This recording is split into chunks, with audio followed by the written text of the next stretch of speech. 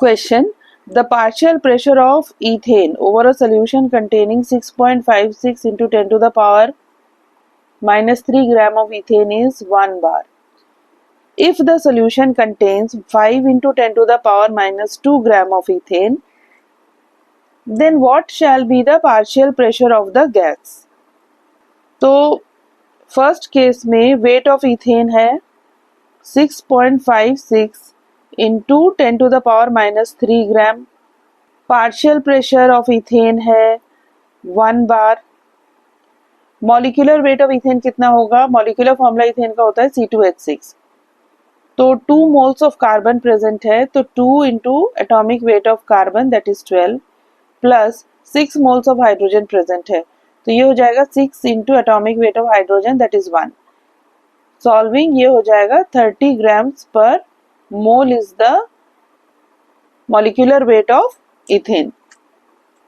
Second case में weight of ethane है 5 into 10 to the power minus 2 gram और find out करना है प्रेशर ड्यू टू इथेन और partial pressure of ethane.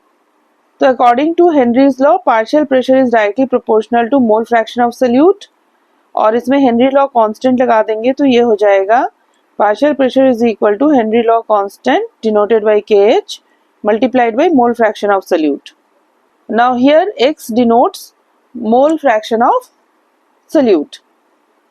Now let moles of solvent be capital N. Capital N is the moles of solvent. तो mole fraction of solute कैसे find out करेंगे? उसके लिए we need moles of solute. तो first case में moles of solute कितना हो जाएगा? ये हो जाएगा weight divided by molecular weight, तो ये हो गया 6.56 into 10 to the power minus 3 divided by 30 and this is equal to 0.218 into 10 to the power minus 3 moles.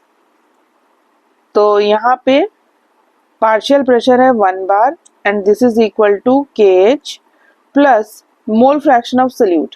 अब मोल फ्रैक्शन ऑफ सोल्यूट कितना होगा? मोल फ्रैक्शन ऑफ सोल्यूट हो जाएगा moles of solute that is 0.218 into 10 to the power minus 3 divided by total number of moles.